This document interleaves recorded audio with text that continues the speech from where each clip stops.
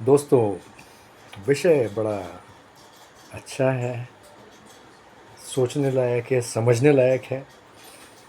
Inherent characters, inherent styles, inherent understanding. जैसे हम आनुवांशिक चीज़ों से कोरिलेट करते हैं। हम क्यों कहते हैं कि यार लड़का हो तो ख़ानदानी हो, लड़की हो तो ख़ानदानी हो। बेसिकली ख़ानदान है क्या? ख़ानदान है क्या? ख़ानदान की एक परिभाषा है जहाँ पर हमें अपने फोर फादर्स, हमारे इतने सारे लोगों के सारे नाम गूंजते हों, जिनकी आभाएं, जिनका सहयोग ख़ानदान को बनाने में रहा, उनके कर्मों को याद किया जाए और उनके जो गुण हैं वो हम में समाहित हों। और इसीलिए कहते हैं कि कभी भी किसी हल्के से मुलाकात ना करना, ख़ानदानी होना बहुत ज़रूरी है। क्योंकि ख़ानदान का एक बहुत बड़ा रोल है, बहुत बड़ा रोल प्ले करता है ख़ानदान।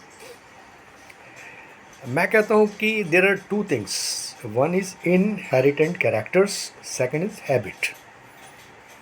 इनहेरिटेंट कैरेक्टर्स आपके जो हैं वो आपको ये सिला देते हैं, वो आपको ये सिखाते हैं। अगर आप ख़ानदानी हैं और अच्छा ख़ानदान के हैं तो उन्होंने आपको शिक्षा दी है कि आप किसी को चीट नहीं करोगे, किसी के साथ दुर्व्यवहार नहीं करोगे, किसी की भावनाओं से नहीं खेलोगे, किसी को धोखा नहीं दोगे, चोरी नहीं करोगे, फला फला फला।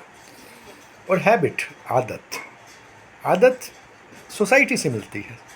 जिस सोसाइटी में आप मूव करते हैं, जिस तरह की सोसाइटी में भी आपने मूव किया या कर रहे हैं या करते हैं, हो सकता है कि वो सोसाइटी ऐसी हो कि आपने वहाँ पीना सीख लिया, खाना सीख लिया, स्मोकिंग सीख ली और बहुत सारी चीज़ें ऐसी सीख ली आपने। लेकिन वो चीज़ें छोड़ी जा सकती हैं। लेकिन इनहेरिटेंट कैरेक्टर्स इनबिल्ट होते हैं जो छोड़े नहीं जा सकते, वो आपके साथ ही ऊपर जाते हैं। तो मैं इसी तारतम्य में एक चीज़ कहना चाहूँगा, मेरी खुद की लिखी हुई, कि ख्वाबों को असल समझकर तुमने नस्ल ख़राब कर ली। ख्वाबों को असल समझकर तुमने नस्ल ख़राब कर ली। न मोहब्बत की उस धरती से, न मोहब्बत की उस धरती से जिसे हम धरती माँ कहते हैं, और फसल ख़राब कर ली। याद रखिएगा, बहुत इंपॉर्टेंट चीज़ें हैं, जहन में उतारिएगा। Thank you very much.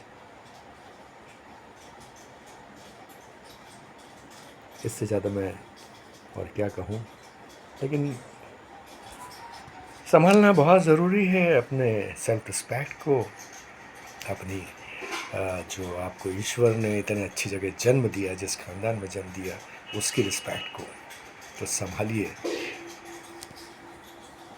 आज के लिए इतना ही। कल फिर एक नए सब्जेक्ट के साथ, जिसमें आपको फिर एक मोटिवेशन मिलेगा, जिसमें फिर आपको एक नया आयाम मिलेगा आगे बढ़ने का, समझने का ज़िंदगी को, चाहे वो रिलेशनशिप से रिलेटेड हो, फाइनेंशियल रिलेटेड हो, या किसी भी और सब्जेक्ट से। मिलते हैं। सब्सक्राइब कीजिए, शेयर कीजिए, लाइक कीजिए ना। Pramod Joshi, your life coach is here.